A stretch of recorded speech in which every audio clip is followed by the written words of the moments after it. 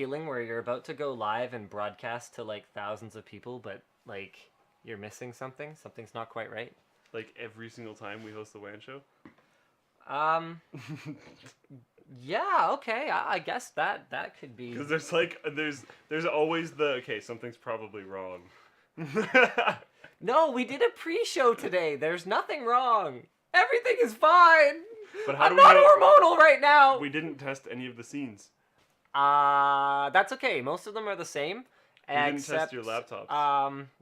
No, we tested the laptop. Oh, we did? Yeah. Okay. Yeah, okay. I tested it while you weren't looking. Boom. I test all kinds of things while you're not looking. That's awkward. Do you test poll results while I'm not looking? Poll results. No, we're not going to get into that yet. I have a whole thing. I have a whole thing on that. Speaking of a whole thing on stuff, hold on a second. So the WAN show SoundCloud. I'm going to try and find it, but we actually have a WAN show podcast feed now. So Taryn set it up. And I don't know where the email is about it. And apparently you can't just Google podcast. Hey, Taryn! Can you send me the link to the SoundCloud thing so I can share it with the peeps? Thank you! SoundCloud.com/The WAN show. Oh, we got it! Yep! Okay, so guys, it's SoundCloud.com/The WAN show. I don't think we are quite caught up yet because we don't really have like a smooth procedure for taking the video feed, which is a stupid FLV file with the desynced audio and the bleh, all that kind of stuff. But there you go, guys. All the entire history of the WAN show has been almost has been archived on SoundCloud. You can download it as a podcast, listen to it in the car or wherever else people listen to podcasts. I've never been much of a podcast listener myself, but not even almost. This isn't into 2014 yet. Oh, October 11th. Well, hold on a second. Are you sure it's not just like later on or something? I looked down there and went further back. August 2013, July 2013. Well, whatever, guys. We'll get this all caught up for you and everything will be all good and fine and dandy. So, all right, let's get into our first real topic, shall we? Oh, no, we have to do our introductory topics, which unfortunately these guys already saw, which is a real shame because we accidentally streamed while we were creating our YouTube intro instead of recording that locally and then uploading it. So why don't we pick different highlights for the folks here right now? ASUS has demonstrated a VRAM defroster feature. So you're actually going to have a separate plug on your graphics card dedicated to heating up your memory. Which sounds bad, but it actually makes sense. Yeah, we'll explain that later. Also, Intel has a new Thunderbolt controller that they are working on that should be able to derive 2 4K displays off of a single connector. I should be wearing my Holy Balls shirt, not my Professional Unboxer shirt, because that's a big deal. It is, actually. What else we got? Google is going to be forcing Google Plus integration towards everyone, and there's more details on that later. Yeah, that's huge. And then Facebook has actually finally been approved to actually buy Oculus. So, yeah, that'll be a short topic, but we'll talk about that later. All right, so without further ado, intro time. I really hope there's music. I didn't test it. All right, there's music.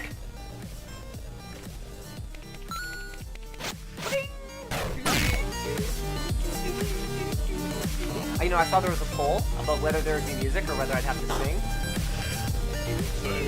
So everyone loses. This is what happens when people let me see the polls ahead of time. So never show me your poll. All right, so Hotspot Shield is one of our sponsors today. Hotspot Shield is the fast, easy, and expensive way to set up a VPN. You can access content that's outside of your region. You can browse more privately and all that great stuff. Also sponsoring the show today, actually our title sponsors, you can see powered by ASUS G750JZ, is ASUS with the, as you may or may not have guessed, G750JZ gaming laptop. The most gangster of all laptops. This, yeah, well, it kind of went that way. I'm not gonna drop the Jay-Z thing. Just Jay-Z. Okay.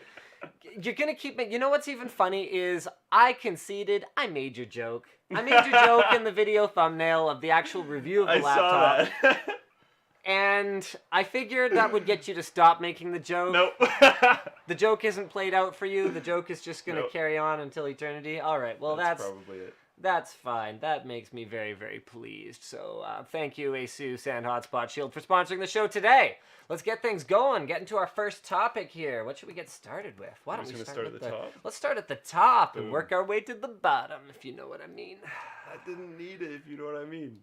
That was fine. If you know what I mean, you're all fine.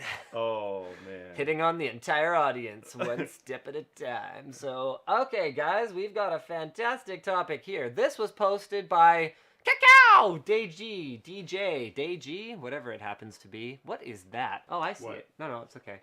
This needs to be removed. There we Okay. go.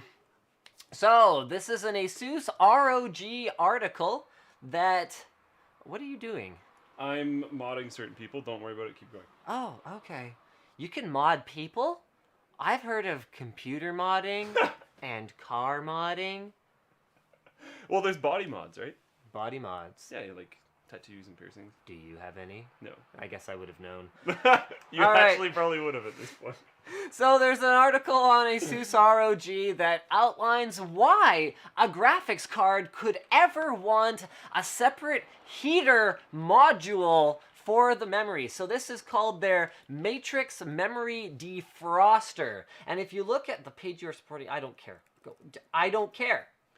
Go away, Internet Explorer. Okay, so it shows you a graphics card that's being cooled by presumably liquid nitrogen or... Okay, looks like liquid nitrogen since there's a canister here. So being cooled by liquid nitrogen, and it shows how this frost can accumulate on the back of the card. Now, memory can suffer from certain issues like cold bugs in much the same way that processors can. So what this does is it actually keeps the memory at a temperature that isn't so cold that it bugs out, but is still cold enough that you're going to get better overclocking out of it, and it's just one less thing for pro overclockers to worry about. I think my comment on this back when I first saw it is probably, you know, about as right as anything could ever be, just like anything I say. I'm just kidding. I can be wrong about all kinds of things. In Wow. fact, I was wrong about something on the show last week, and I owe an apology to someone that I was wrong about something about.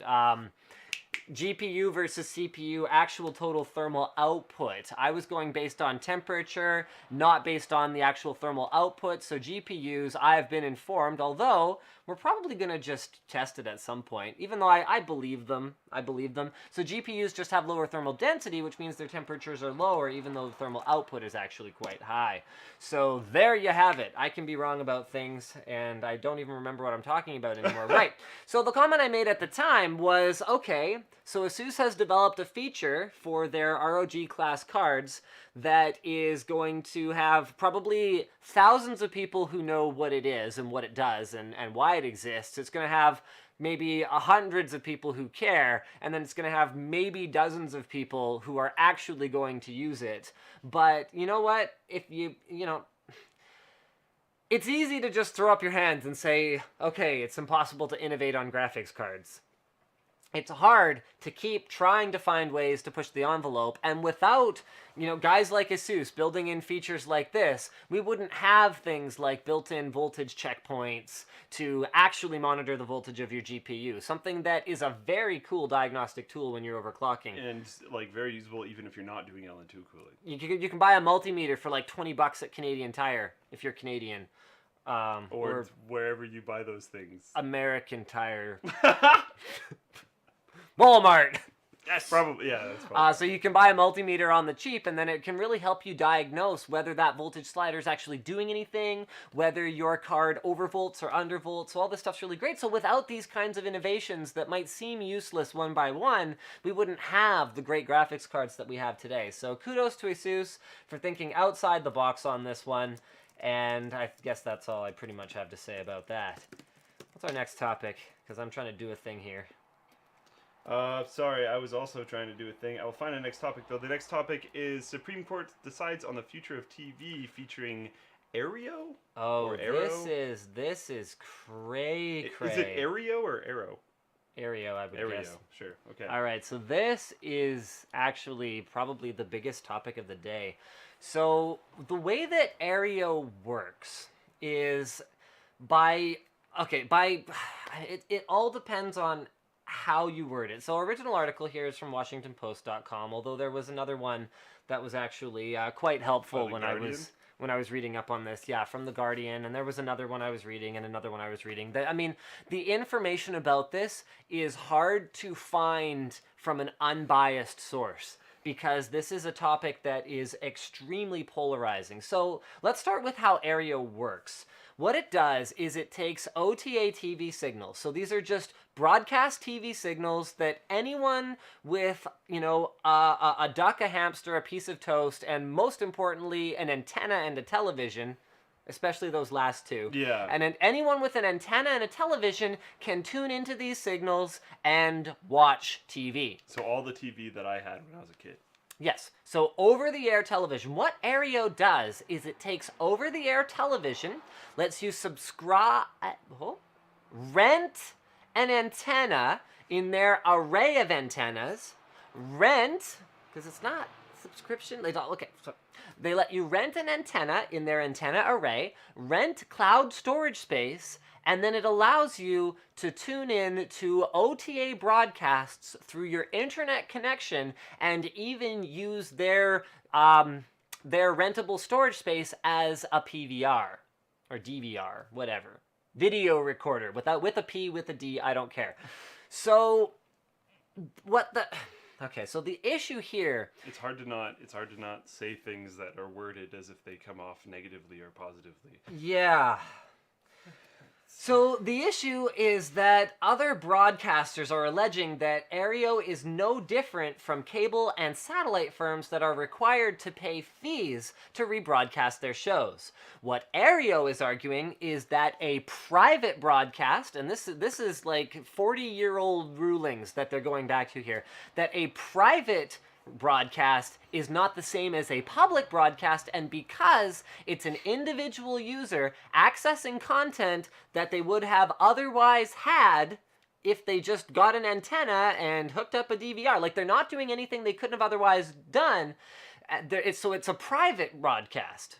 So I don't remember if that sentence made any sense. You know what, guys? I have slept so little this week, like even less than usual. And this topic is very convoluted and awkward and the topic is convoluted, whereas what the broadcasters are saying is that Aereo is taking copyrighted material and profiting off of it without paying anyone any fees. So they're just taking money and profiting off of it.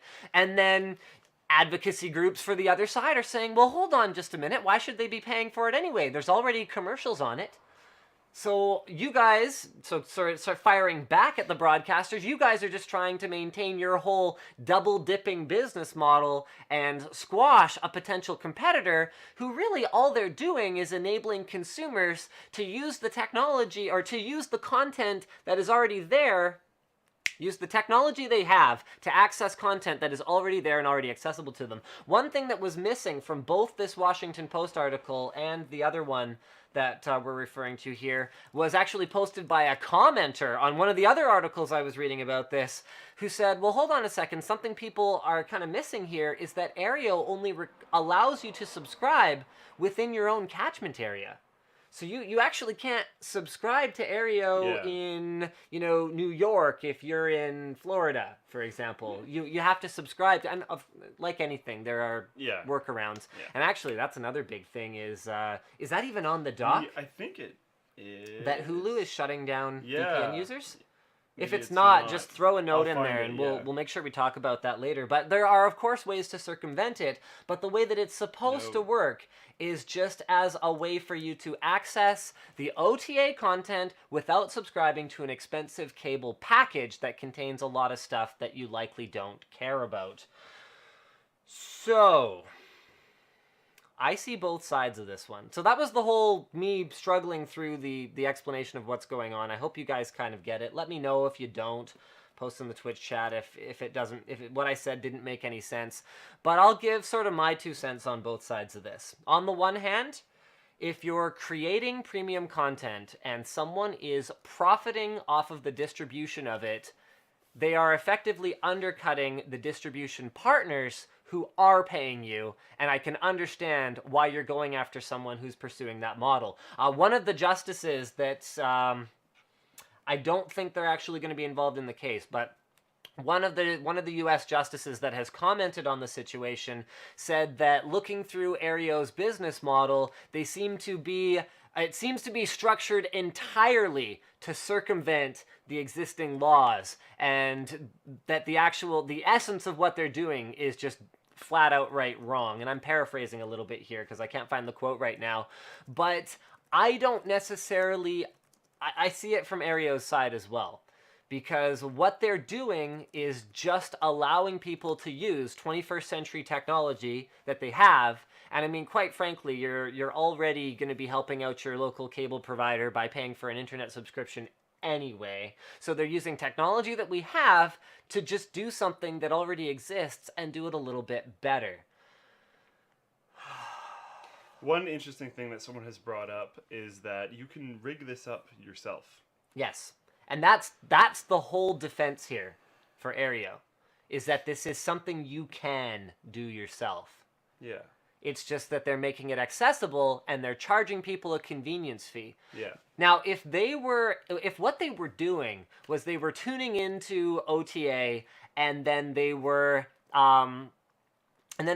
like retransmitting it over the airwaves, or if they had a site, I guess, that you went on to, and then anyone, like a site like twitch.tv, okay, where anyone can tune into their rebroadcast. That would be a public rebroadcast. But the way that it's structured is that antenna, you're renting it, you're leasing it, you're whatever. I guess if you really wanted to, you could buy an antenna, but then you'd just be doing it yourself. But like, instead of buying it, you are renting it, and that antenna is just for you. So they're not rebroadcasting it publicly. I think they're going to lose. I think so too, but it's a really interesting argument. I think they're going to lose, but I think at the end of the day, this is just going to be whack-a-mole, where someone else will find a similar loophole, and the conventional media guys are just going to have to keep knocking these little guys down one at a time, get through. and something will get through. I mean, the thing here is that Aereo has... Aereo, yeah, sorry. I'm really tired. Aereo has already won a couple of cases in lower courts. This is the first time it's going to the Supreme Court. They've already won a couple. They lost one. They lost the most recent one. So this really could go either way. And I think, according to the letter of the law, Aereo is probably right. Currently, yes, but like what I've been reading on some of what the justices have been saying is they might need to kind of fix things so this can't happen, because when they wrote that law... That was a long time ago. It was a long time ago, and they didn't expect stuff like this to be able to happen. So now that it can happen, maybe the laws have to change, which is annoying to preempt, to like after the fact change a law. I hate doing that with things like the COC on the forum and stuff because it's really annoying. But the thing about it is that laws need to adapt. I mean, how would you make a law about cybercrime 50 years ago? When it doesn't exist. When it doesn't exist. Yeah. You know, so I totally understand the issue here, because the entire business model of creating this content is based on getting kickbacks from the distributors of the content. I understand that. But on the other hand, I understand the argument that that system is fundamentally broken right now, and something needs to shake it up. I don't know if Aereo is going to be the thing that shakes it up, but what I do know is that something will have to shake it up, because it's a problem. I mean, it's gotten to the point where I will not pay to watch a hockey game, because for me to pay to watch a hockey game, and I just don't watch them. That's the solution for me. Because for me to pay to watch a hockey game, I have to buy a cable TV subscription that includes a bunch of crap I don't care about, and I have to pay a whole whack ton of money for it. And I'm kind of sitting here going, no, I refuse. I won't do it. For big events like the Super Bowl and all that kind of stuff, all my friends pack up because we all don't have cable TV. None of us, and we all go to my parents. Well, it's funny because everyone talks about cord cutters, But there's a whole other the group of people my age are. I heard the term cord nevers, and I really liked it because the only time I've ever had a cable TV subscription that I was going to say that I have paid for was when they gave me a free trial with my internet that I didn't pay for and then canceled as soon as I had to pay for it. I never even took the free trial. It was kind of handy. I don't even want it. It was playoffs. That makes sense. I took the free trial and I was like, oh, this is great. By the time this is over, I won't have any hockey to watch anyway. Yeah, exactly. My thing was I was scared because I just assumed that after the free trial it was just going to start billing me. Yeah, it does. And I was going to school at the time and I was like, I'm going to forget about this and then I'm going to get a bill and I'm not going to be able to afford it and it's going to be bad. Nah, I just set up a Google Calendar reminder and then the Shaw office is actually between mine and my in-laws' house. So I just grabbed the box, dropped it off there. I'm like, yeah, we're done.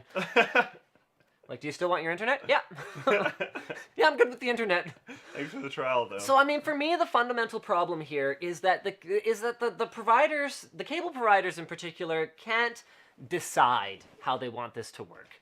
Okay? When it comes to TV, they want us to pay for large, all-you-can-eat packages and then just give us whatever we could possibly want. And then when it comes to cell phone and internet, by the way, in Canada anyway, and I know in a lot of places, there's a lot of overlap between TV, cell phone, and internet. So when it comes to cell phone and internet, oh, well, hold on a second. We want more of a pay-as-you-go type model here, and you pay for the things you use. And I'm kind of sitting here going, okay, you know what? I get it either way. Okay, you want to package things. You want to have a flat rate sort of fee. Okay, I get it. I'm not going to subscribe because I don't care about that stuff, but I understand your point.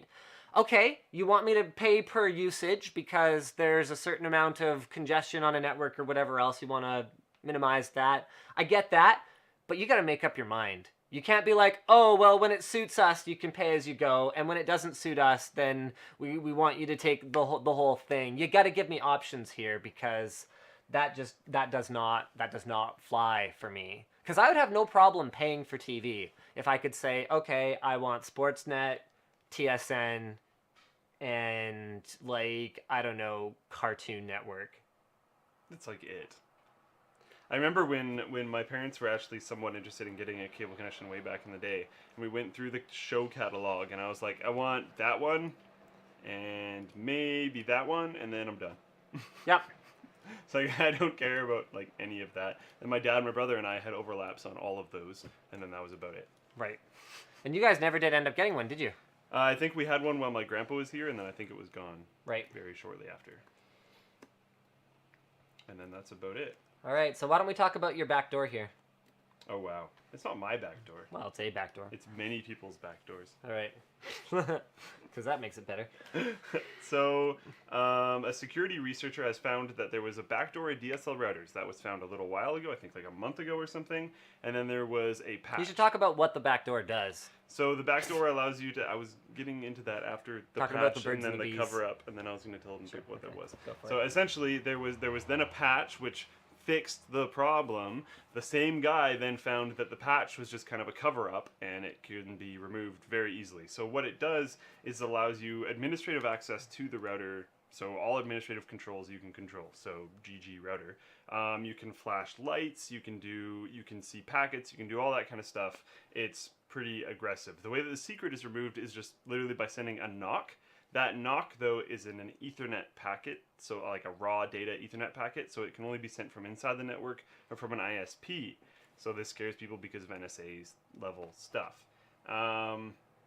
It's on 24 models of different routers it has been found on so far, ranging from, I believe, like Linksys and Cisco, so both levels there, and Netgear, different routers. But then this is one guy, so I fully expect it could be more than that, because the problem is actually based around a piece of firmware that they all share.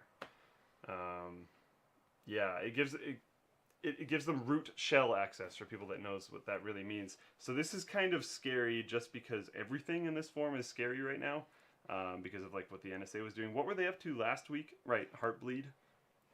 So it's just like every single week, it's just like one more terrible thing. I forgot Diamond. Diamond is also another brand that's having a problem with them as well. That's actually pretty much it.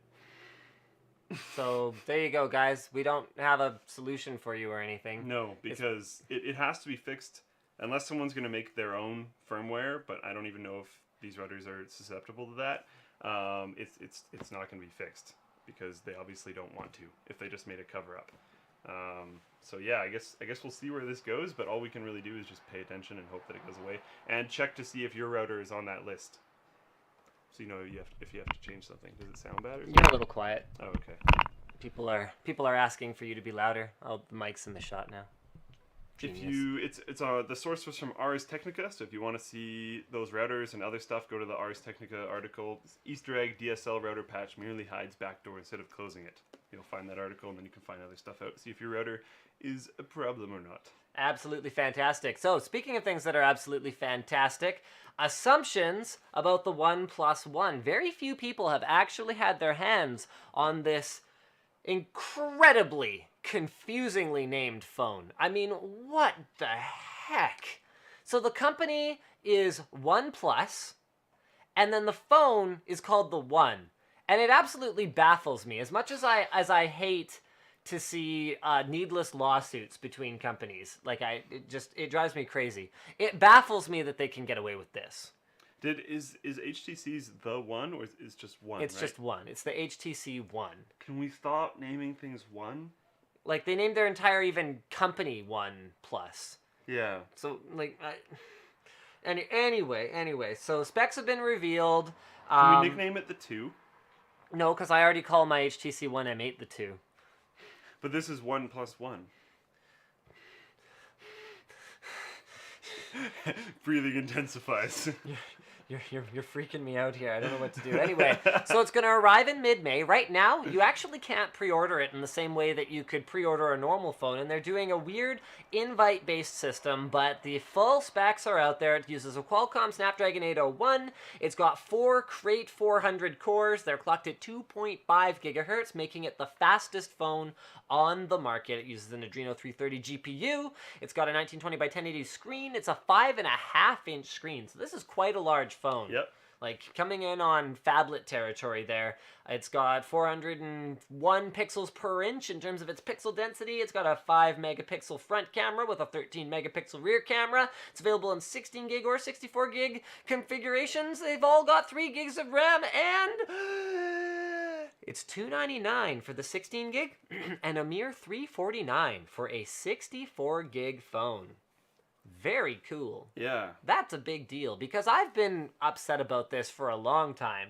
How much cheaper flash storage has gotten, and yet how we're stuck with the same price points on these phones with the same capacity as like 4 years ago. And like this is fantastic, but that price jump of $50 is they're still making money off that. Which is like, that's still fantastic though. I'm happy to pay that compared to other phones where it's like, you get 8 more gigabytes, we'll take $100. So the phone runs on Cyanogen mod. It has an anodized faux metal rim and swappable backplate. It's going to be manufactured in the same factory as Oppo phones. It packs triple noise cancelling microphones for, allegedly, superb call quality, and packs stereo speakers similar to HTC's One series. However, one extra thing is the back is supposed to be removable. You're supposed to be able to customize your back similarly to the Moto X customize your own X style thing, where you can get like wooden styled ones and all these other styled ones as well. That's cool. Yeah. And then this is this is a marketing disaster in my mind. So they're running a never settle campaign called talking about trademarks. Smash Your Phone. I know, right? Like AMD does that, man. Smash your phone, okay? So what they're saying is you can buy the OnePlus One for $1 by applying to be one of the first to own it. So you'll also be one of the first to have it. Okay, so you apply. You stand out, so they're going to choose 100 applicants to be the smashers. Smash and share. Share a video of your smash on YouTube, and a OnePlus One will be yours. You will get a 16 gig silk white and 3 invites for other people to purchase the phone. Something that's actually a pretty hot item right now. Yeah, People want to buy these phones. Now, one sort of challenge here, and I see they don't have their... There we go. There's a list of the qualifying phones, which I can't find right now. I think it's on one of the links. If you click on I'll Smash My right there. Ah, there we go. Yep. There you go. There you go. So there's a list of the qualifying smashable phones. So a few problems here. Problem number one is that the vast majority of those smashable phones can probably be traded in for anywhere from $200 to $300. So you could do the environmentally and just generally responsible thing and trade in your phone and then just buy one. Number two actually is a sort of part of that last thing I just said, is the environmental impact of smashing phones. I mean, some of the chemicals that are in phone screens, phone batteries, are things that should really be disposed of safely, not just... If you're going to do this, like, at the very least, go remove the back, remove the battery, put the back back on so no one can tell, and then smash it. Because, on the other hand, you know, iPhone 5 is on the list, so it's not like you can remove the battery from that. Like, this is like really brutal. Yeah. So that to me just smacks of irresponsibility. And then on top of that, we've had this issue a number of times where we announce a contest and people just don't listen. Completely don't read. People can't listen for 20 seconds. Like, at all. For example, the HTC One M8 giveaway. We've got two phones. I am announcing the winners during this show, by the way. The HTC One M8 giveaway that we did, I said, click the link in the video description. There are instructions there. The number of people who posted their favorite thing about the One M8 under the video was like in the hundreds. And I'm like, you guys, you didn't listen. You're not entered in the giveaway. And I'm sorry. I mean, it's great that you posted that. It actually generated a lot of great discussion. And maybe some people double posted. I know some people did. But guys, you're not in the giveaway. You got to pay attention. So here we go. Example of not paying attention being a big problem. Ahead of the contest, people are already smashing their phones. This is an article on Android Authority where they complain about some of the same things that I really didn't like about this whole contest. So this was an Android Authority's article where apparently one of these guys here didn't even fully understand what product was being given away and thought that it was actually an HTC One. So here, this guy, I don't know if this was the one or not, but this is painful to watch because unless OnePlus decides to do some PR, fixing here and give phones to the people who already smashed them before they knew they were entered, this guy just wrecked a perfectly good iPhone, and it's dead now. And he's not getting a OnePlus One. So, oh, wow, yeah, no, okay. Yeah, not recoverable. No. No, this will not be being used anymore. At first I was like, it's not that hard to replace iPhone screens in the back. It's probably, nope. Snap and nap. Kind of brutal. I was looking at this earlier, and I wouldn't be surprised if a massive amount of the entrants are Z10s. Because you can get those a lot cheaper than the rest of the phones, and because you don't have to smash your phone first. Yeah. Just making sure people got that part. People entering could say that they have one and then go out and buy one and smash it if they get selected. Not that that's a good thing. Yeah, but we still don't I fully suspect a lot of people are going to do that, though. We still don't want people to do that. Okay, that's also not the point at all of what they're trying to do, so their whole PR thing is also not going to work. Because it's just a whole bunch of people going, oh, well, I don't have to smash my phone. I can retire it to my mom or do whatever and get someone else's. Or it's going to be a lot of phones that don't work. Right. Already. And then they're going to smash them and then throw them away. I don't know. So those should still be disposed of in an environmentally friendly manner. All right, so this was posted by whatever, that guy. Intel is allegedly working on a new Thunderbolt controller chip to drive two 4K displays at the same time. So it will use PCI Express Gen 3, which means that hopefully by the time this rolls out, AMD and Nvidia will be comfortable enough with the level of performance that Thunderbolt is delivering to give us drivers to enable external GPUs, because you can already hook up a graphics card on a PCI Express to Thunderbolt bridge that should work. It's AMD and Nvidia not providing a driver that is causing it to not work. And I don't know the reasons they're not providing a driver. There could be very good reasons. But hopefully, When this happens, we'll get that. What we'll definitely get is 40 gigabit per second bandwidth, and enough to, like I said, to drive 2 4K displays off of a single cable. I mean, that's one of the reasons, probably, why Apple has 6 Thunderbolt 2 connectors on the Mac Pro. Because it's not uncommon for a creative professional to have 2, usually 2, and often 3 or even more displays connected. So even though we joke about the Mac Pro and we go, oh, that's all the external expansion it has, and there's that awesome picture of the then and now with the old Mac Pro in the tower and the new Mac Pro with all the with the CD drive connected externally and all the crap piled around it. We joke about that, but a big part of the reason is actually, well, you just need to be able to drive displays off the thing. So right now, you can't do a single 4K display yet off of a Thunderbolt connector. You can do only a single 4K display off of a Thunderbolt connector, and with 4K coming down in price so quickly and so dramatically, running multiple 4K displays is going to be a thing really soon. One of the coolest things, too, is its ability to drive up to 100 watts of power. I know! That's solid. So get this. I mean, again, the notebooks of the future, right? Where you take, I mean, this has Thunderbolt, not Thunderbolt 40 gigabit per second charges off of the thing. So the way this is going to work, guys, is you're going to plug into your Thunderbolt enabled monitor that also has a Thunderbolt, external GPU slot that also has a Thunderbolt, everything else you're going to need. You're going to plug your laptop, one cable. Your laptop will be charging. It will be running. It will be outputting to the display, and all your other peripherals, mind blown.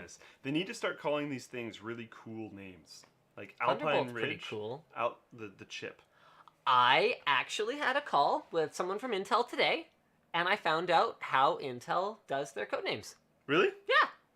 That's actually really cool. Yeah. So sometimes, and there's no hard and fast way, but he gave me 2 scenarios. So sometimes the project lead, whoever owns the project, literally picks from a list of code names and goes, that one seems pretty neat, and assigns it.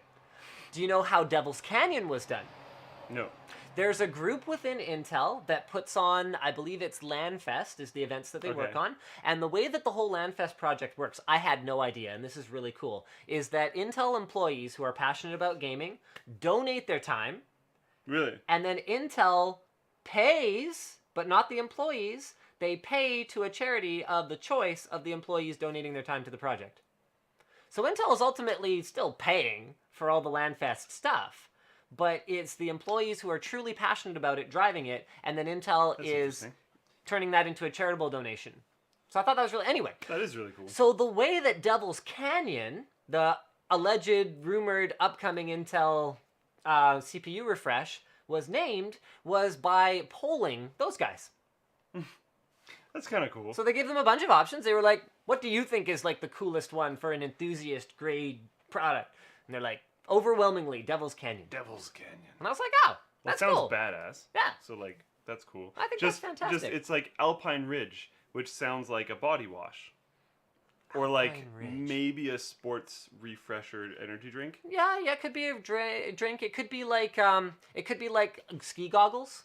Yeah. I could see it being a piece of apparel. Definitely. But why not Thor? Thor? Well, I think there's issues there with Marvel. But it's a Greek god. That's true.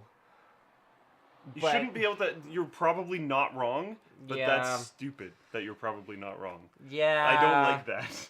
I mean, they wouldn't like it. No, I'm sure not. Isn't it Sony owns the rights to Mutant or something?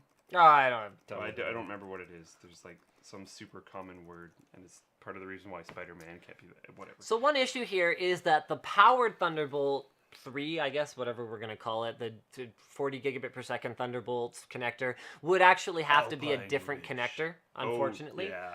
But there'll probably be some kind of an adapter system. I mean, the thing about PCI Express, which is what Thunderbolt is based on, is that it is forwards and backwards compatible. So as long as you had a physical adapter, your older Thunderbolt gear should still be okay. Something that will be good news to folks who have heavily invested in Thunderbolt, because to a lot whom of I that would stuff's not say... cheap. I still don't quite understand why people buy Thunderbolt gear. It's so much more expensive. I know. But you're saying that's why they buy it? No, Oh. I'm like agreeing with you, being like, yeah, I don't know, I don't get it. We don't use anything that's Thunderbolt. We actually do own one Thunderbolt piece of gear. What thing? We didn't pay for it though. Oh. We have an external drive from Western Digital. Oh yeah. That's like a dual drive, and it's kind of cool actually. Yeah, but we didn't pay for that. That's true. We did not. I don't know. We own two pieces. We have a hard drive dock. Also, we didn't pay for. Okay. I'll let you handle this one. This one's really short, but... Has Virtuix managed to make themselves relevant again? No. Okay. This isn't going to consumers, at least right away.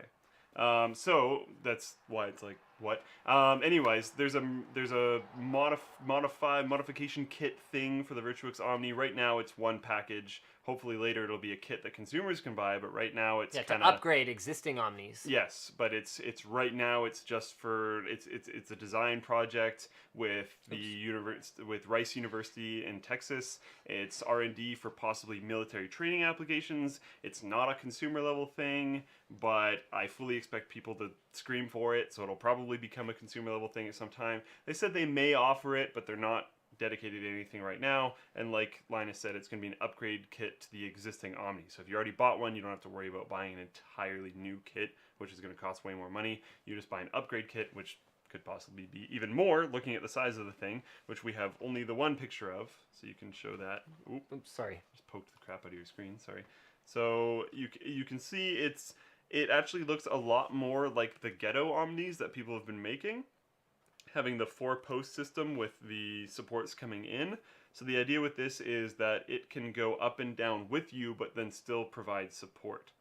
Right. It's a pretty interesting project, but I don't expect it to be cheap. And I think that's part of the reason why it's more of a military training application idea and not necessarily a consumer idea, is even as an upgrade kit, I expect this to be really expensive. So current level Omnis, you can run around and you can jump. Yeah. Can you imagine jumping on that thing though? That'd be tough. I was actually just going to bring this up. Okay, is go that ahead. Currently you can run around and you can I should have done quote unquote jump because that makes more sense. And now you'll be able to crouch. Part of the problem with them claiming jumping is one of the abilities is I fully expect if you did that all the time, you would end up breaking things or yourself, because they have essentially, if you've ever been longboarding or if you have friends that have been longboarding, if they have those longboarding gloves with the like slick plasticky kind of pad things on their gloves, you're essentially wearing those on your feet on a plastic surface. So you slide a lot. That's the whole point. So it feels like you're running as you're putting your feet on plastic, is because it slides down. So jumping on that type of a surface, if you're actually trying to get a lot of air, yeah, it's going to be kind of scary. So there's not a ton to say in there. If you do want it, I'm sure contacting Virtuix would help it come to the consumer end. But just remember, it's going to be really expensive. How would you feel as an Omni Kickstarter backer at this point? That thing has been so up and down with the recent thing out of Oculus being, yeah, we're focused on a sitting down experience, not on a moving around experience. So there's I know someone who backed it. Do you? Yeah. And like bought the whole thing? Yeah. Like a full bag, like the $400? Yeah. Okay. I don't. I don't know. I would be paying a lot of attention to the small groups, very small groups right now that are working on I can't even call it ghetto solution because it has to be pretty advanced for this to work properly. But like the moving of the camera, they're trying to make that a reality, but having it based off your physical movement is going to impede you a lot, for one. Right. And there's going to be, unless it's like hardcore strapped in, which is going to be highly uncomfortable, there's going to be mechanical lag because you're going to turn and then it's going to have to pick up with you. Right. And then there's software problems with it shifting too much. And then motorized versions that detect your movement based off of the Kinect are going to have problems again. And there's, yeah, I don't know. They're trying to make something work, but none of the solutions are very feasible yet, and they're all aftermarket ones. Omni hasn't said anything right about it actually happening. You mean Oculus? No. Or Omni. Oh, okay. Yeah. Sorry. Yeah. No worries. Virtuix, I should have said. Yeah. Huh. All right. It's an interesting situation, but people do have to realize that quote is very real. They're focusing the seated forward facing this box of field of view from the camera position. I mean, cool stuff's going to happen in the future, but for now, they want to focus on one thing at a time, and I totally get that, and I respect that. Yeah, yeah. I hope Speaking it happens of fairly quickly, but yeah, I respect that. Wow, what's going on? yeah, it's okay. Anyway, speaking of things that are good, I guess the Facebook Oculus acquisition is a done deal now. It's been approved by the feds, so there you go. I guess that's all we really have to say that. The last thing is, and I apologize, guys, this is another Oculus.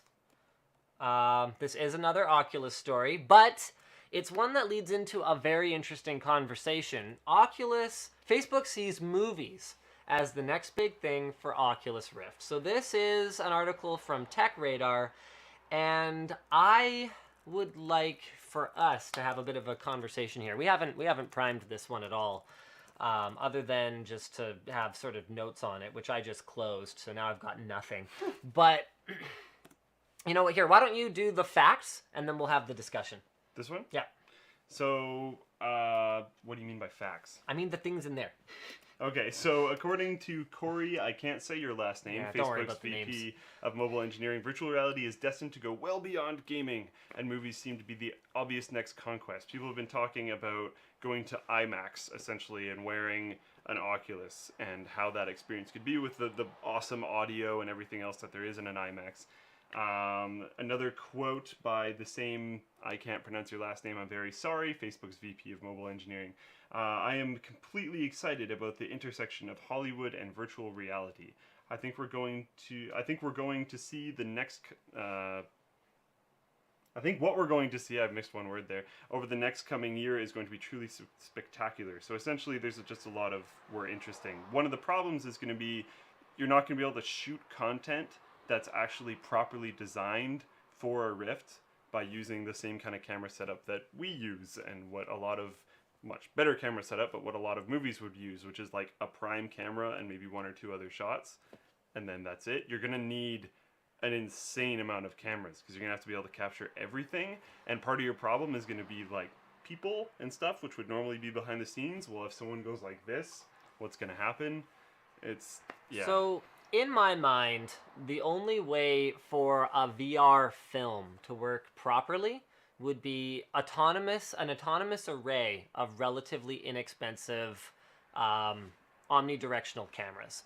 So and you won't be able, unless you can make drones much quieter than they are and much more advanced than they are, you're not going to be able to record sound with any. I guess, okay, you could mic up everyone and everything, but still that wouldn't help for ambient sound collection. So you're going to need an autonomous array of drones, and then you're going to need to have a crazy, sophisticated way of having each of them overlap each other's images enough to cancel each other out so that you can't see the drones. Or whether it's drones or whether it's something else, the way that the camera arrays will have to work will have to be so that for every camera that's positioned, so let's say you guys are looking at a top-down view. So for every camera positioned here, there's going to have to be one here and here so that we can see anything that would have been blocked by this one from this camera position here. Because someone has to be able, for VR to be a way for me to compellingly be told a story, it's going to have to work the same way that VR would work in a game where I can walk around in the environment. Which leads us to the other reasonable future scenario, which is maybe we just do away with sets and actors and the whole thing goes full CGI. I mean, you're still gonna have that. It's not quite real. It's still a little bit creepy effect, but not if it's designed to not look real. Okay, if it's not designed to look real, then I guess there's that. But that still doesn't address any kind of footage of anything that's like actually real.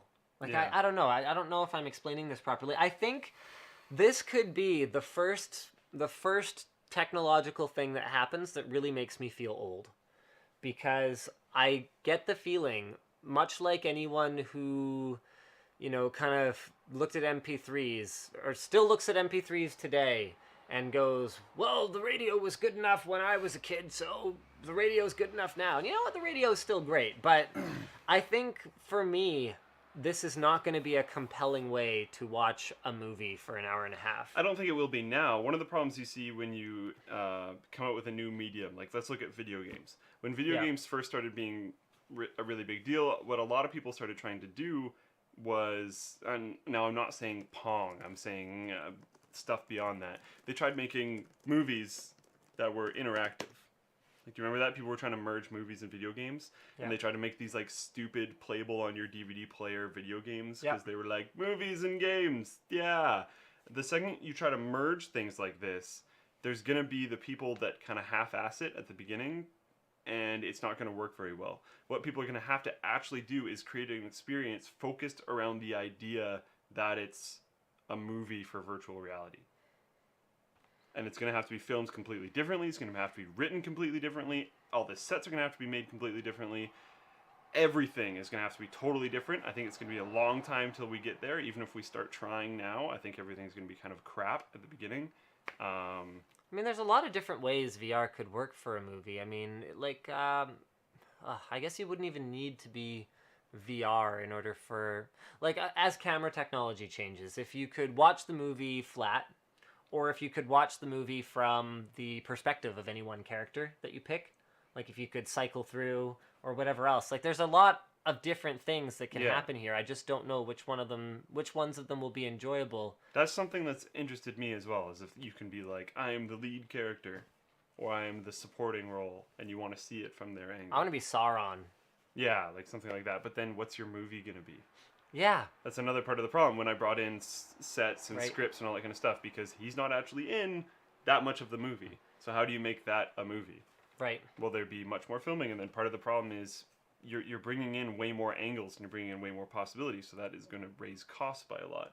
If you have to produce an entire movie from different people's perspectives, but the same feature length, that's a lot of editing and production. It sounds like a crazy Kickstarter project that just might work.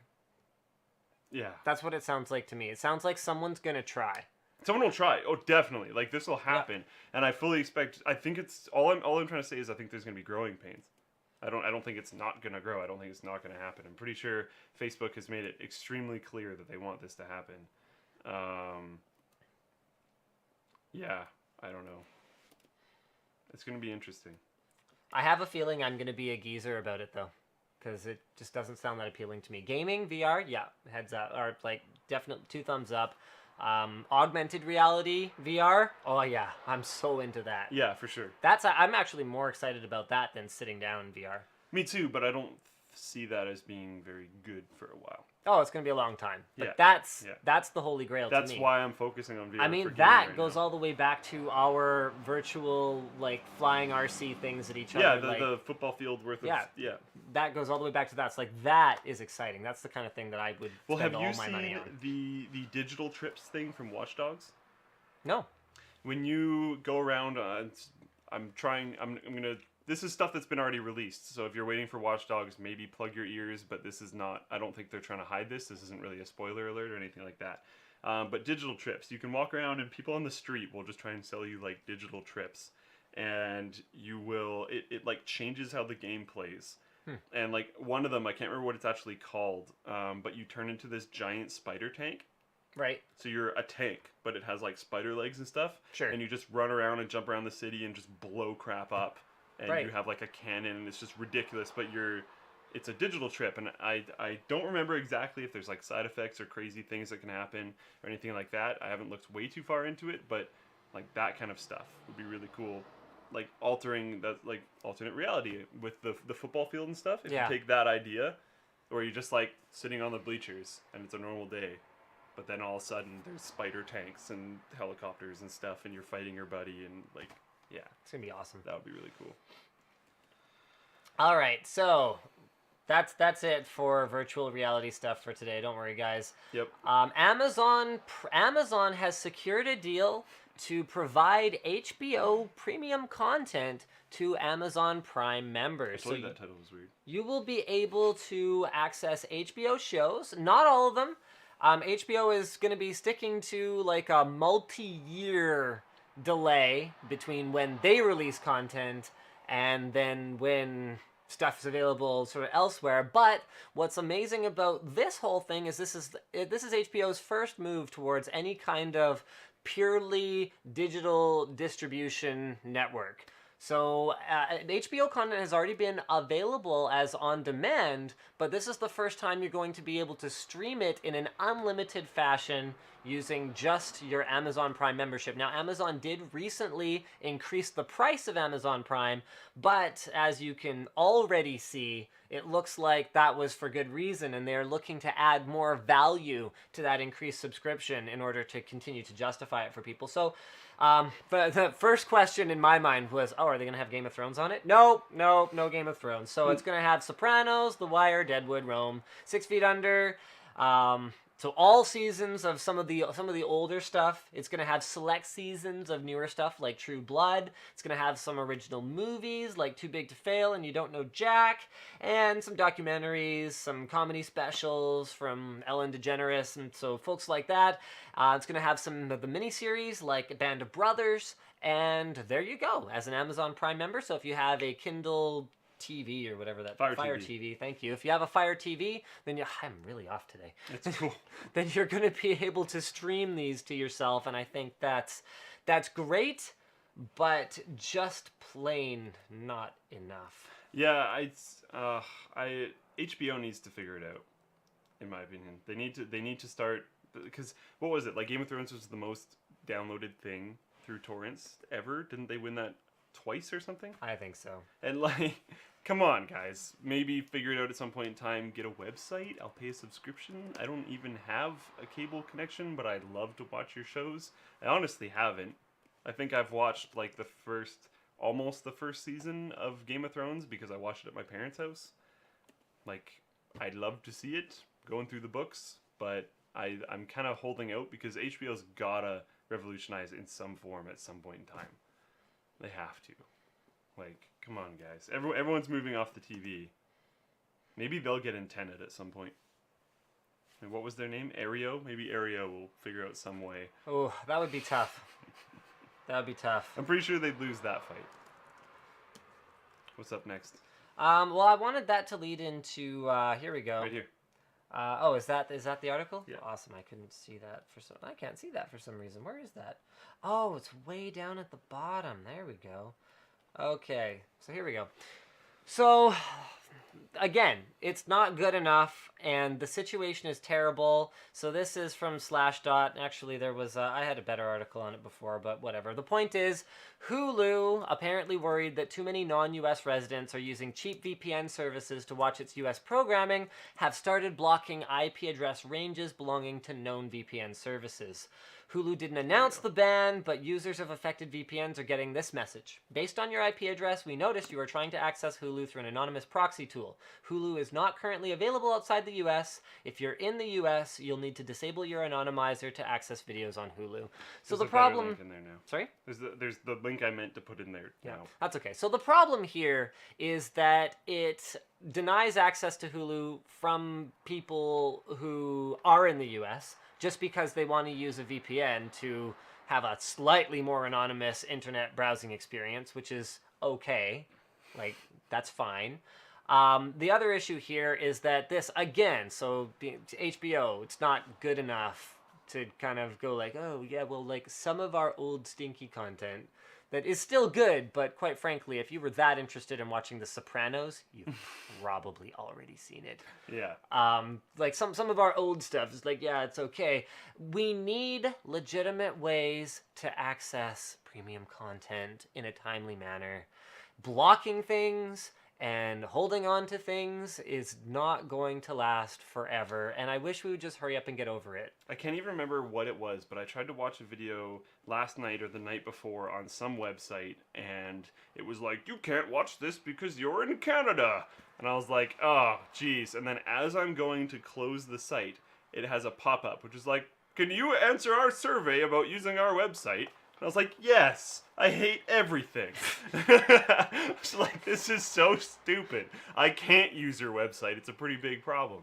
It's, And it's I so mean, frustrating. I like, it's not clear to me what the solution is, because I mean, you know, part of the problem is that advertisers aren't going to want their advertising impressions wasted on people who can't even benefit from their services. But then find a monetization platform that works so that ads are different on when it's being viewed in a different country. So your solution is to create a ginormous, you know, advertising network that puts ads everywhere? I don't think anything like that exists.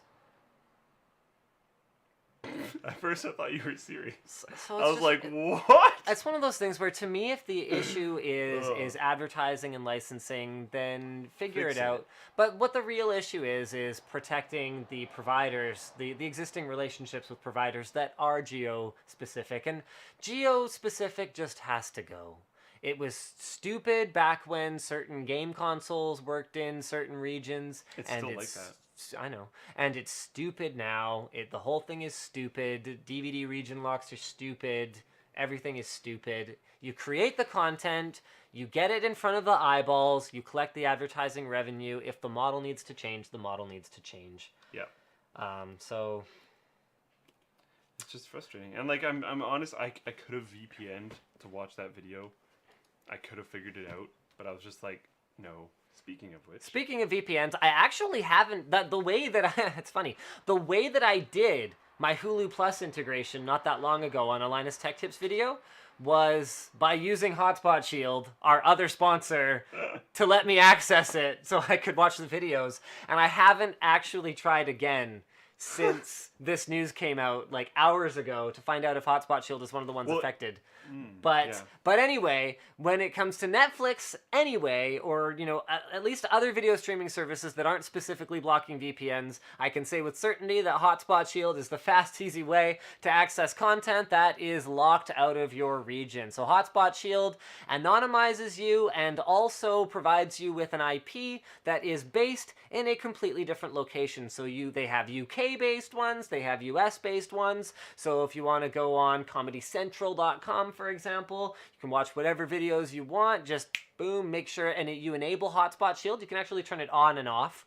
And so you just kind of turn it on whenever you want to use it. You turn it off whenever you want to play games, and you don't want your ping times affected by the fact that you're redirecting all of your traffic through a US-based server. And there you go, guys. You can save 20% on their Elite service, which is the one that I recommend, by the way. The free service is ad-supported, so it exists, but it has ads. So if you want sort of the cleanest possible web browsing experience, save 20% by heading over to bit.ly/hsshare for 20% off. Use offer code Linus. Thank you, Hotspot Shield, for sponsoring today's episode of The WAN Show. We've also got Barnacles. Get out of here. That was from Barnacles last week, who was weighing in on our G750JZs. Isn't that awesome that we have like matching laptops now? What's that guy's name who hides behind the fence? Yeah. We'll have a Wendell moment No, here. the guy... No. Where he's basing Wilson. Yeah. Oh, well, Wendell from Tech Syndicate does it too. I know. He never shows his face now. But it's more Wilson. Yeah, well, so we'll Can have... people still hear us? It's all right. It's not great. Yeah, the audio's not great. So maybe we'll go with this. So the G750JZ is the next evolutionary step in the G750 series from ASUS. And what it basically brings to the table is a lot closer to desktop grade performance and a lot closer to desktop pricing than we've ever really seen before. Now, we had some people question our desktop. You remember you ran the benchmarks. Okay, so we had some people question our desktop when we did our comparison, because what we discovered was that matching this feature for feature, spec for spec, it was going to cost us about $200 less to build an equivalent desktop in terms of sort of, you know, the similar Intel CPU and a GPU that performs about the same and all that stuff. But this one actually performed within what? It was about 70 to 80% of the performance of the desktop, I right? said on the stream, though, that if we went for just performance on the desktop, I could have smoked it. Yeah. We were going for feature equivalent. We were going for feature parity. So a lot of the things that we included are things that maybe you wouldn't choose, but you still have to acknowledge that they're features that are going to matter to some people, and they're features that do cost money. Like, for example, we could have bought the cheapest possible motherboard, but we didn't. We bought an Asus motherboard because we were looking for quality parity, and then we bought one with Thunderbolt because this laptop has Thunderbolt, which is a feature that some people use. So that's all there is to it. We threw in, a $20 webcam budget with the desktop because a lot of people use webcams. This notebook includes a webcam, so we're going to have to include a webcam to make sure it's fair, because while you guys might not look at that and go, oh, well, it's, you might look at that and you go, well, oh, that's not the hardware I would have bought, therefore it's not fair. Well, the laptop's available in different configurations. This is the one we happen to have. So we have to build something that's equivalent to it. So that's basically all there is to it. It runs extremely quietly at idle. Here. That's our microphone. He put the vent. Yeah, he put the vent of the laptop like inside of the fur of our whatever this is called. It's called a dead cat. I don't like calling it that. I know, it's called a dead cat. Anyway, so the point is, it is extremely quiet when you're not doing anything intensive. It runs cool when you're doing crazy intensive stuff. And I think, is it fair to say you were blown away by how well it performs? Yeah, I'll be completely honest while doing this ad integration, which might not be the greatest thing, but I generally don't like laptops. I know. But I've used this a couple times now, and like when we used it in Boston, it output videos really fast, which is really nice. And I used it to play, I don't even remember what, quite a few different games with my buddy Victoria, and never had a single problem. I think this was actually faster than his desktop. You took this on a trip to Victoria? Nope. Seriously?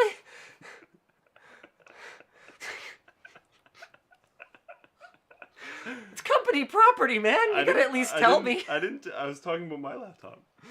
No, you weren't. It doesn't even have a video card in it. It does, actually. So, we've managed to make it... Oh, seriously? We've managed to make it this far into the integration without even explaining. So it's got a Core i7-4700 HQ. It's got an 880M, which is actually just about equivalent to a GTX 770. Delivers a great gaming experience. It's still portable, even though it's obviously not a ZenBook.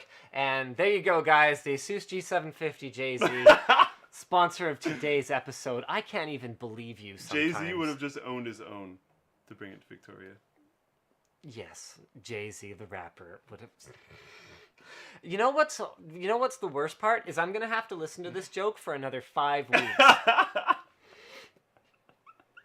I'm not gonna give up. Speaking of jokes that lasted longer than 5 weeks, Google Plus integration on YouTube. Google has allegedly, well, no, it's happened. Google has cut between 1,000 and 1,200 people from the Google Plus project and reassigned them to other divisions, with a huge chunk of them going over to the Android side of things. So that means that products like Hangouts, for example, they're not being cut. They're still going to exist. They're just going to be less focused on Google Plus and more tightly integrated into Android or other YouTube or Google projects. Sorry, I got YouTube on the brain. So one of the reasons for this, actually, we don't have a clear idea about the reason, but one of the reasons for this that I think is just how much negativity there's been around Google Plus and how it's been forced on users. It's one of the few things that Google's really done that has made literally everyone mad. Like, the entire internet was upset about this. Google has always been really, really good at making something and then just having it exist, and people find out about it, and then people do their own marketing around it. They've always been incredibly good at that. And that might have worked for Hangouts if it wasn't such a giant piece of crap. Yeah, Google Plus is terrible. Hangouts did I say is Hangouts? terrible. I'm sorry. Okay, no, I'm okay with... Part of Hangouts is terrible. I'm getting better. I'm more okay with Hangouts now. I still don't like the SMS integration. I still don't like the fact that it doesn't have a proper desktop client. They need to fix that. I can't use it as my main thing until it's on all platforms. So, okay, so hold on. But Google Plus, sorry, giant steaming pile of garbage. I mean, honestly, I'm not the best at navigating social media websites. I hardly know how to use Facebook. The only thing I know how to do is to reply to people who post on my posts and post on my page. Other than that, I figured it all out at one point, and I like integrated my Twitter feed and I did all this stuff, and then I forgot everything because I don't use any of that stuff because I don't care. Like, I don't care that my cousin's second nephews. I'm really tired. Like my cousin's third cousin had a birthday. I don't care. So I basically don't even open it other than to manage the Linus Tech page. You can like filter people out of your... So I forgot how to use all that stuff. Google Plus, I couldn't even figure out in the first place. And not because I'm an idiot and I can't figure out how to add someone to a circle and post something that they can see. What I couldn't figure out was how to make it part of a workflow for me. How to integrate it into what I'm doing on Twitter and Facebook.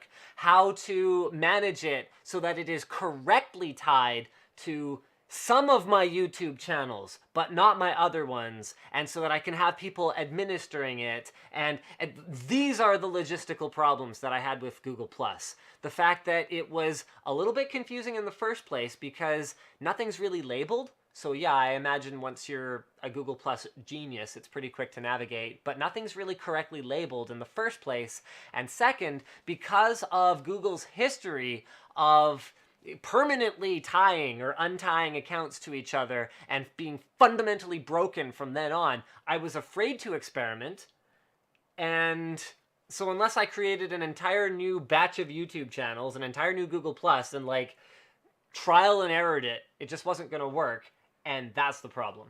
Pretty big problem. Pretty big problem. If you expect a social network to work, you're going to have influencers on it. I'm already in your ecosystem, Google. I'm a YouTuber, okay? And you can't manage to capture me. That's a problem. It's pretty bad. It's terrible. You know, when they first started talking about how they're going to integrate Google Plus with everything and how it's going to be this giant ecosystem, I was really excited. Yeah. And then it I was could have like, been great. wow, this is bad. And now I'm no longer excited. It could have been amazing. Should we explain why we're both tired and why laughing at your jokes hurts? It's gonna have to do with the poll, so let's finish up first. Okay, here. I think we kind of are. We're kind of done. There's a couple other things. I just thought this was awesome. It's posted on the forum. All of Denmark has been recreated in Minecraft. What? Posted by Johners. Now, okay, this has kind of been done before. Like the UK did a topographical map, but no. This is the Denmark, like buildings and stuff. So they're releasing it. The only things that have been changed to make it not completely sandbox is they have removed explosives, and they have, there's one other thing, and all the roofs are flat. That's it. Other than that, it's Denmark. Wow. Isn't that amazing? That's pretty cool. I love it. I think that's fantastic. That is actually really cool. And then I had one other thing, I think. Right. Okay. Someone figure out the logistics and kickstart this. I wanted to make it myself, but I give up because I just don't have time. And if you can give me like a couple bucks for the idea, then I'd appreciate that. Otherwise, just make it and send me one. And if you can't even manage that, then just make it and I'll buy one because I really need this. I want a smart lamp, okay? Lamps. The only innovation that has existed in the lamp market has been aesthetic design and putting different kinds of light bulbs in it. What I need, and someone please make this for me, is an LED smart lamp that is for your devices, okay? So I think maybe the Gen 2 product, okay? Maybe Gen 2 product gets wireless charging on one of the levels. But basically the way I want the smart lamp to work is I want it to have a lamp on the top, lamp shade. I want it to look pretty nice, modern aesthetic. So maybe like white shade, black structure. And basically I want the entire thing to be kind of shaped like this and have shelves on each level, and then down one side, maybe you can turn that into like some kind of a stylized thing. So one side's thicker. I want cable management, and then I want the whole smart lamp to have one plug that goes into the wall, and then maybe a base that has a whole bunch of USB ports in it. So what you can do is on your shelves, you can have little wires coming up so that basically all you do is you can plug all of your devices into your smart lamp so that they don't all take up a bunch of space on your nightstand. That's what I want. It needs to exist. It couldn't be that expensive. It couldn't be that difficult to build. But there is, for some reason, there's a crazy shortage of multiple hub chargers. Antec has one that's pretty good. There's another one that's pretty good. But why isn't there one that just has like 6, 7, 8 ports, all of which are 2.1 amp capable with all the latest charging schemes? Please, someone make this for me, and then follow it up with one where the bottom one is a large wireless charging pad, and I think Geek Slides Everywhere. You might not even have to follow better. it up with that. That could just be like the more expensive tier. I Because think that also doesn't sound hard to set up. so. Yes, Like at all. lamp with hub. Would like it. People asking what happened to my hand. That actually ties in pretty well to the next thing as well. Yeah, that's coming later. So, do you want to... okay, here. Do you want to do a random.org prize winner pick for the HTC One M8s? Sure, what's the number range? Which, oh, here. No, it's okay. Here, just use my computer. Okay. So I want that one. Okay. So just do it in our standard way. So random... I know, random.org. Random page, and then random person on the page. And then, guys, we're going to validate to make sure that you haven't posted twice. Do we know how many pages there are? Yes, we do. It's on the forum. We know how many pages. 490. I know. We got a lot of entrants. Oh, no. And HTC has confirmed. They were super nice about it. Again, not reading the fine print for giveaways, you guys. You were supposed to click the bit.ly link that HTC gave us. Yeah, I'll do that. You were supposed to click the bit.ly link in order to qualify for us to have 2 phones to give away. We needed to get 10,000 clicks. We have over 10,000 entries, and yet we don't have over 10,000 clicks. But HTC was super cool about it, and they gave us 2 phones anyway. So what are terms? They just have to post in here at all? They have to post in here at all without double posting. So the content of the message is not... Nope, don't care. Okay. It's supposed to contain their favorite thing about the One M8, but come on, whatever. We're not gonna draw someone and then not give them the award. We're just gonna scold them for not paying attention. So scold everyone for not paying any attention.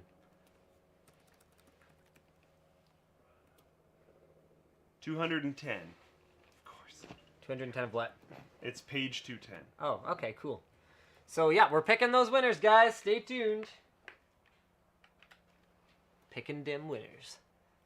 All about them winners. 210. And we are also going to explain why my hands are black. Oh, are you out? Yeah. Is the fastest possible ready to rock? All done. You are the man, man. 3, 4, 5, 6, Have a great weekend. 7, 8, 9, 10, See you Monday. 11, 12, 13, 14, 15, 16, 17, 18, 19, 20. So you have 20 per page. Okay. Yep. Sorry, I could have told you that.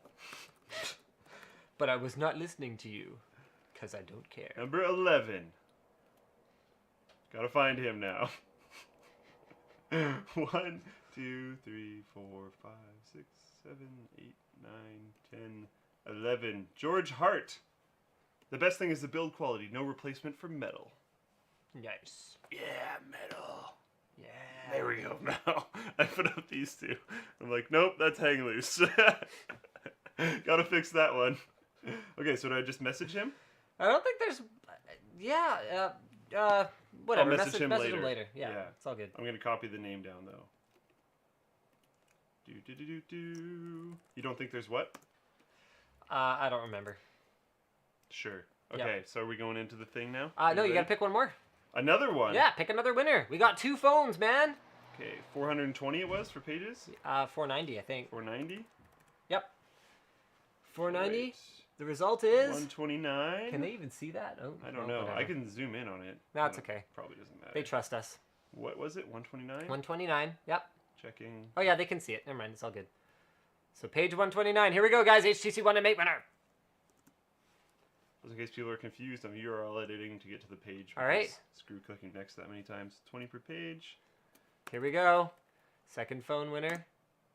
9. Dun, dun, dun. 1, 2, I feel sorry for 3, anyone that 4, we're scrolling 5, over right 6, now. 7, 8, 9. Let me recount that just in case because I laughed partway through. 1, 2, 3, 4, 5, 6, 7, 8, 9. Yeah, okay. All right. So, 8878. there's an N in there. Oh, okay. All I right, like the so 1080p screen and build quality and battery.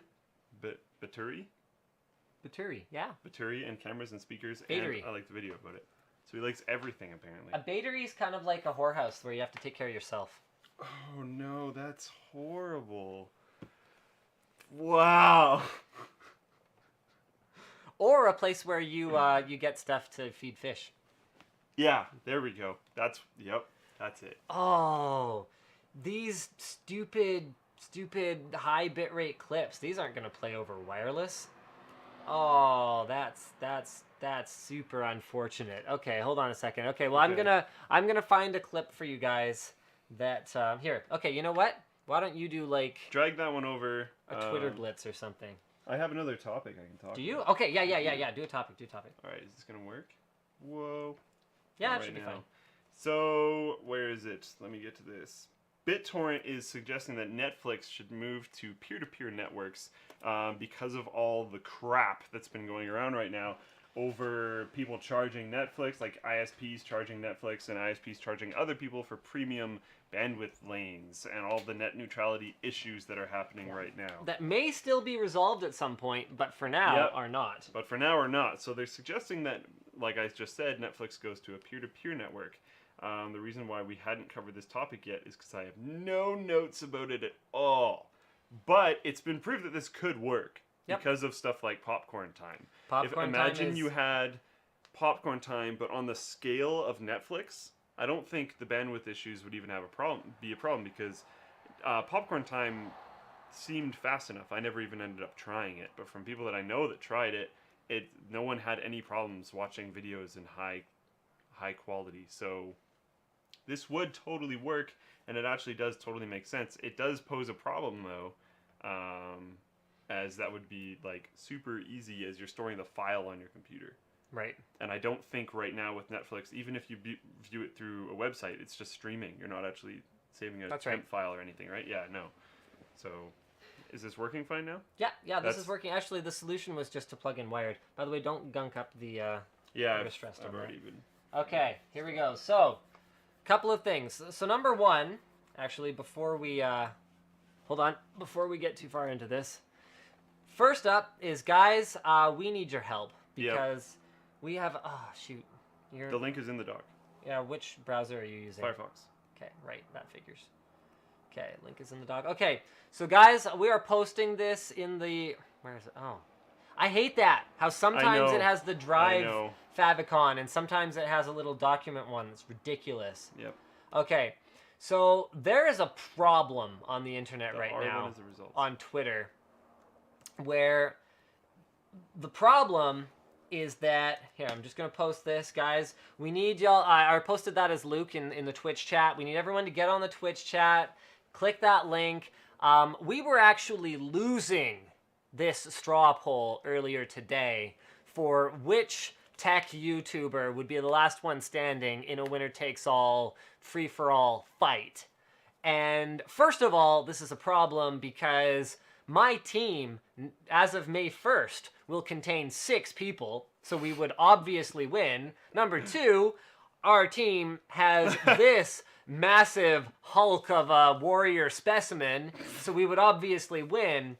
So I need you guys to take care of this poll because, and if you're on the fence, if you've already voted for someone else, or if you're on the fence about voting at all, what I need for you guys is to, here I'm gonna keep posting this. I need for you guys to check this out because this is from the shoot that we were on yesterday where we were dressed up and where my hands got all covered in black marks that I actually can't remove, and the reason why both of us are incredibly sore today, but should tip you over the edge and help us secure your vote. So if you want to just keep posting you handle that while I show them what went on yesterday. So first I'll give you guys the view from a distance here.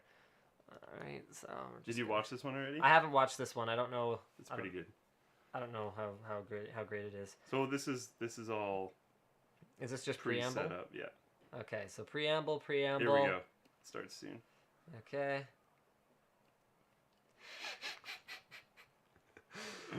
So this is for an upcoming commercial that we're making. We do that now apparently.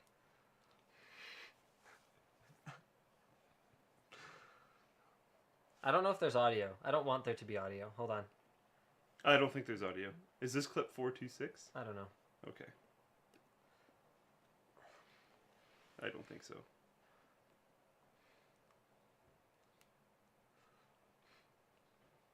Like to see Logan take this on. I think we go off screen on this one. I'm not sure. We'll see.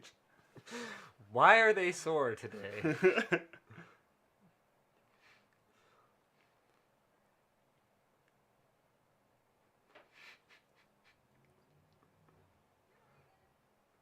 This one might not be as good as some of the other ones. It's not. That's why I asked you what clip number it is. Oh, okay. I'll grab the other clip after.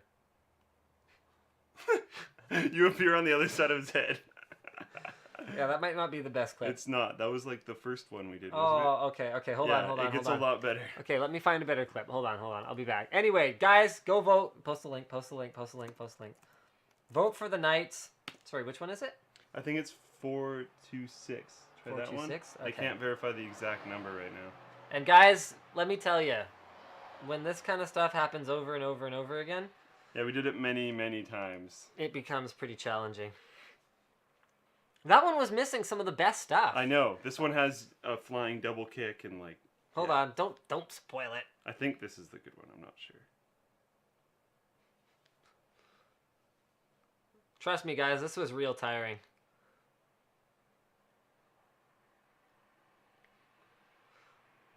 And so how much did your chainmail weigh? We didn't weigh it, but I'm guessing 40, 45 pounds.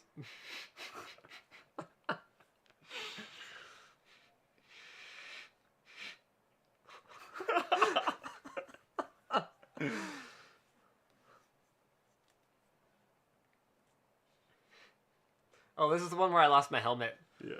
Or one of the ones where I lost my helmet. The helmet, in spite of being not that strong, actually helped a little bit.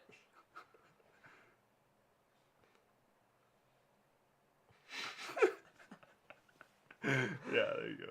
All right, And then hold on. The like close-up awesomeness is... Yeah, there's one more clip. We don't have any of the slow-mo, you guys. Yeah. Because we captured that in RAW. Yeah. So unfortunately, we can't share that with you. But I'm gonna look for the clip of the of some of the more close-up shots, and then you guys will see. It looks interesting from that far away, but up close, honestly, even the guys filming it. So Brandon was like, okay, that's a lot faster and a lot more intense when I'm right next to it. He got hit once. What's this? 1-1, take 3. Hold on. Do you know what one you're looking for? Did Brandon get hit? Once, yeah. Did he? By my axe. Really? Or wait, no, that was the camera. Never mind, yeah, my bad. The camera got hit once. When did we do the long take? I don't know. I don't remember. Wasn't that near the beginning of these ones? I think so. That's what I'm looking for. But in the meantime, do we have any topics to keep people busy with? I don't think so. There's the winners of the build log contest, but I kind of want to go through that with you. I can bring it up on this laptop, though. Oh, okay. Cool. Because we're doing the voting thing now, and there's all that stuff going on. Right. That makes sense.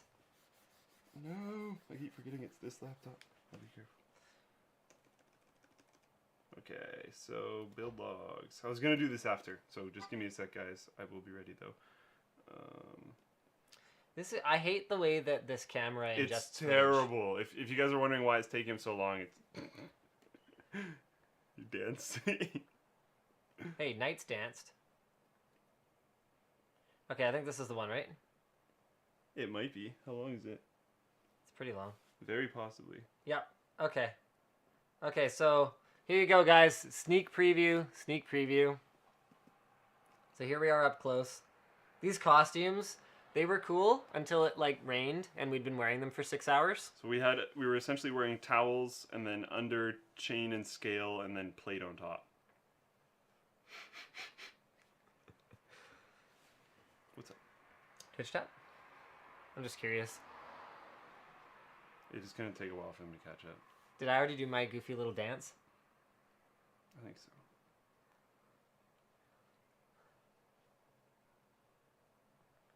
I think this is just repeated slam and. Oh, is that all this is? Yeah. Oh, this is the wrong clip. Well, whatever. Okay, you guys will have to wait to see some of the crazier stuff later. Stuff like that, like, legitimately hurt though. Especially when he hits me in the face. So yeah, that was just us getting some clips of like me hitting him. Okay, well, I'm sorry guys. You'll have to wait till we actually release our commercial. Something else that you guys should definitely check out is by far the best promotional video that my team has ever made. I actually had very little involvement. This thing was awesome. With this one. But you know what? Maybe we'll just play it on the stream. Maybe we'll just play this one on the stream. Twitch does sometimes have problems just like streaming YouTube videos for whatever reason. I don't know how that even happens, but just a heads up. It might work. We'll see. Okay, well hold on a minute. Let me see if I can. Where is Kingston's channel? Nope.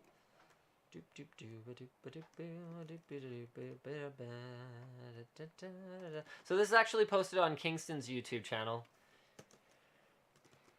I think they're under Kingston Memory or Kingston Technology. There we go.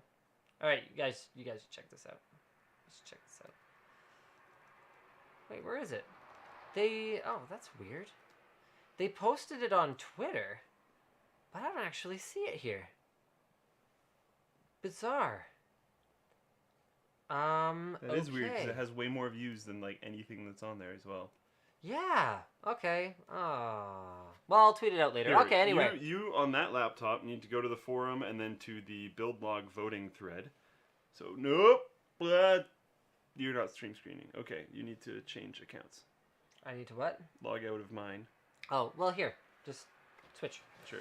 We'll do the old laptop switcheroony. Here you go. Whoop. Whoop. Oops, sorry. Did I just get you in the junk? Nope. It's close. Again, just like the hammer. Oh, yeah. Or was it your foot?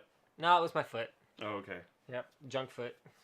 Yeah. Okay, so you are now here. It was Hivefire and Project Rampage that won. So cool. Hivefire is luckily the very first one on the list. Sweet. Wow. Look at that thing. I That's haven't even seen this yet. pretty ridiculous. We haven't done build logs of the week in a long time. It is now build logs of the month. Of the month. Yeah. That is of the month. This is part of the reason why we made it build logs of the month. Unfortunately, last time I checked, I don't know if it's still this way or not, but the build logs actually for this coming month only had one submission. So just so everyone knows, if you want to be on build logs of the month, go to the forum and post your submission. Read the rules because reading is good. This submission, Wow. I let all the people through that broke the rules, but for next submission, I made it very clear who did it wrong. Next submission, please do it correctly, and then we'll be good to go. This I like almost don't even know what to say. It's I mean, just look at crazy, the details. awesome, cool. Yeah. I mean, different Everything colors is on properly every colored. Dominator module. Yeah. I mean, coloring the accents on this motherboard looks outstanding.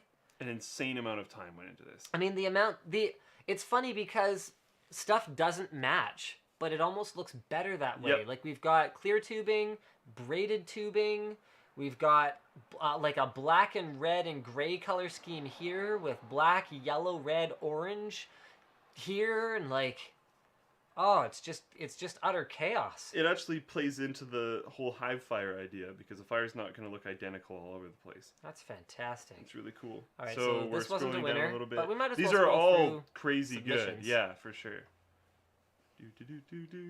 I was very obnoxious by my "you broke the rules" thing. This was the other winner. Was Project Rampage. So again, check out this thread on the forum, and you can click through to their individual forum threads by doing so. So you can go down to Project Rampage on this thread, click on his link, and then you'll go to his full build log, which will have all the pictures and all the details and all that kind of stuff. These are just short snippets. Look at this bent tubing. Oh man, I love that. It looks really good, eh? That looks clean. I mean, I'm not much of an overdone fittings guy, and this to me is a little bit extreme. You can see how many fittings are stacked on top of each other here. I don't like unnecessary points of failure. So that's one thing. But love the aesthetic. Love the way these PCI Express connectors come in. Absolutely love this bend right here. Like bringing it up and then away really breaks up that normal look of Tri-SLI or Tri-Crossfire graphics cards with this kind of this red line on the bottom one. Looks fantastic. Memory sharp. cooling is, again, something that I'm not a huge fan of because it's completely unnecessary. Although, that G-Skill RAM that we have, the 2400 megahertz 64 gig kit, does benefit from active cooling. So I shouldn't say completely unnecessary because I don't want to put fans on things either. Yeah, So. that's true. Especially if you're doing like a crazy water-cooled build, you want your fans in very specific locations. Fantastic builds, you guys. Those are amazing. Absolutely awesome. So I'm going to try and get something worked out in terms of like build of the month badges or something. We'll figure that out. That's probably not going to happen immediately. But yeah, the build of the something is back. We're going to be doing another one next month. Cool. And yeah, remember to go on the forum, vote, and submit. And you'll be good. And remember to vote for us in the straw poll as well. Yeah. I'm going to post that in the chat somewhere. Yeah. Hold on. I'm going to post it in the chat too. Guys, go vote for the Knights. Go vote for the PC Knights. All right? Yeah. There's a straw poll. Go vote. My Twitch chat is disconnected because who knows? Because I turned your Wi-Fi off. Oh, that makes sense. Guys, everybody go vote. Go vote. Am I allowed to spam my own chat? I think eventually Twitch gets mad. Really? I think so. I'm not sure. Interesting. We should have a look at where the results are sitting now. Oh, yeah, we're ahead by a solid couple thousand now. Thank you, guys. Thanks, everyone. Yeah, you took care of that stunning abomination of a poll result that had us losing. How long did we fight for yesterday in full armor? Hours? Like 7 hours? No, I think it was more like 5, because we had the armor on for a while and we were just like kind of doing stuff. But like you were doing tiring things, like you moved all of our gear from the one table to the bleachers. All right, good night, everyone. Thank you for watching the WAN show. I changed my mind about garage sale because I'm just really tired and I want to go home. Peace out. Bye, everyone. I got to sleep last night. You didn't, so that's very justifiable.